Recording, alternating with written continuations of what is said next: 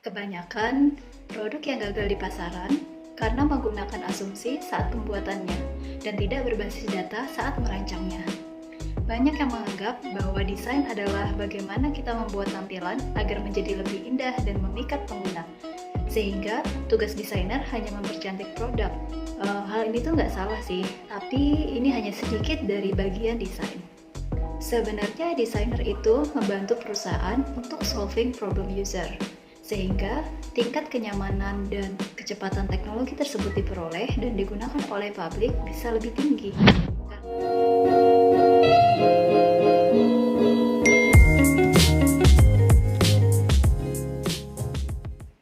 Assalamualaikum teman-teman, ketemu lagi di channel Rahma Kurnia.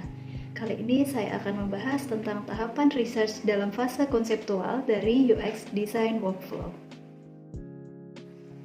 Kita sudah sering kali mendengar tentang UX Design. Sebenarnya, dalam mendesain sebuah UX itu ada beberapa step atau tahapan, yaitu Research, Analyze, Decide, Validate, dan Handover. Nah, apa sih perbedaan tahapan dari UX Research dan Design? Perbedaan utama sebenarnya ada di proses development produknya. Research awal adalah fase konseptual, sedangkan desain adalah fase kreatif. Di tahap UX Research, kita bergelut pada product definition. Kita mau nyari tahu dulu nih, masalahnya itu ada di mana.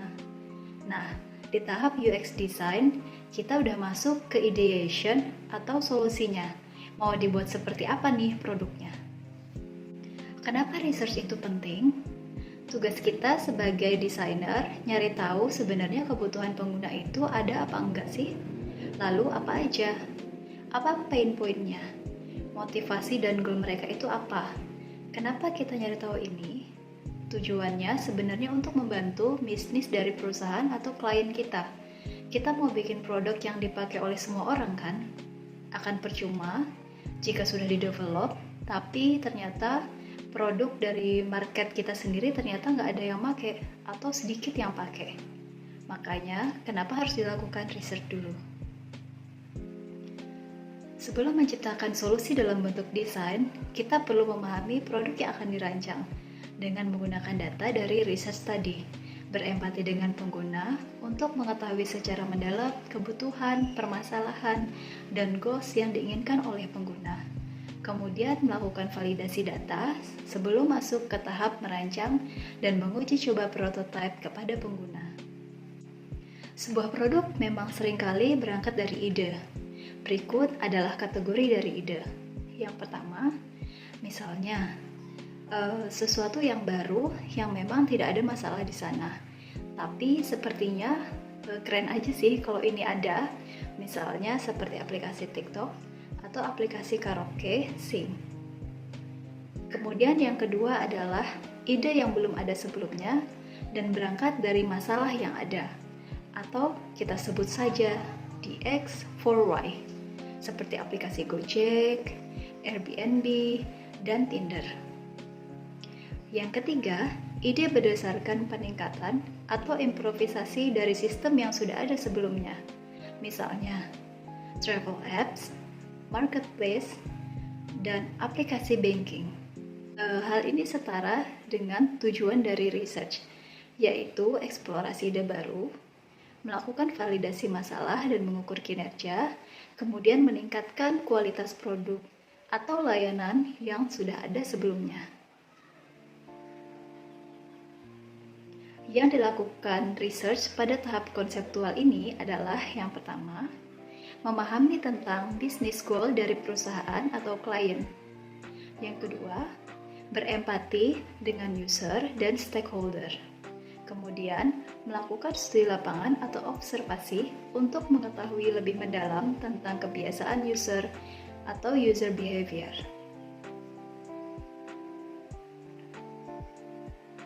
Kita bahas dulu mulai dari yang pertama, yaitu understanding business goal. Memahami tentang bagaimana perusahaan atau klien kita menghasilkan uang.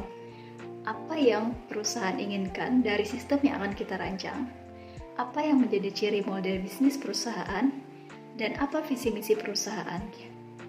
Seperti apa target pelanggan atau penggunanya, bagaimana model bisnisnya, peluang, tantangan, dan risiko yang mungkin saja terjadi. Metode yang dapat dilakukan untuk mencari tahu atau memahami tentang bisnis goal tadi, yang pertama adalah briefing, study of requirement of specification, extensive research, atau melakukan interview kepada stakeholder atau environment, dan analisis target user.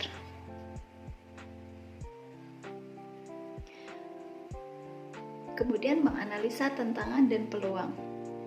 Hasil dari understanding business goal ini adalah penentuan persyaratan konseptual, kondisi kerangka kerja, tugas, dan tujuan, kemudian merencanakan user research, dan perencanaan waktu dan anggaran, serta produk objektif. Tahap berikutnya adalah empathize. Pada tahap empathize ini, kita bisa menggunakan metode user research, yaitu interview. Kemudian dilanjutkan dengan studi lapangan atau observasi terhadap kebiasaan atau user behavior. Hasil dari tahap empathize ini adalah pernyataan rinci tentang kelompok sasaran pengguna seperti kebiasaan, kebutuhan, pain point, dan happy moment yang dialami oleh pengguna atau user. Berikutnya adalah point of view atau konsep produk. Nah, yang paling penting dalam tahap research ini adalah kita harus temukan dulu dan pahami dulu masalahnya. Untuk memudahkan dalam pemahaman, saya akan menggunakan satu studi kasus yang akan kita gunakan terus dalam tahap research ini. Misalnya, kita ingin memvalidasi masalah di sebuah coffee shop di mall. Di masa pandemi ini, pengunjung sebuah mall tentu berkurang drastis karena adanya physical distancing. Hal ini tentu berpengaruh pada coffee shop tersebut.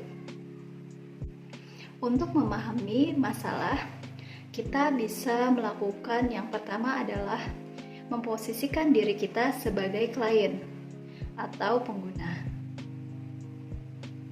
Kemudian yang kedua adalah melihat data yang sudah dimiliki sebelumnya atau perusahaan atau klien kita berupa data transaksional, misalnya pada kasus coffee shop tadi, melihat data hasil penjualan dalam 3-6 bulan terakhir atau dalam 1 kuartal tahun terakhir. Kemudian berikutnya adalah berusaha berempati dengan banyak pihak dengan cara interview dan observasi, bisa dengan pelanggan, karyawan, atau stakeholder. Berikutnya adalah melakukan validasi data. Untuk problem yang real, kita perlu melakukan validasi. Jika data yang kita dapatkan berdasarkan kualitatif, yaitu interview dan observasi tadi, maka harus dipastikan atau kita validasi lagi dengan follow-up survey.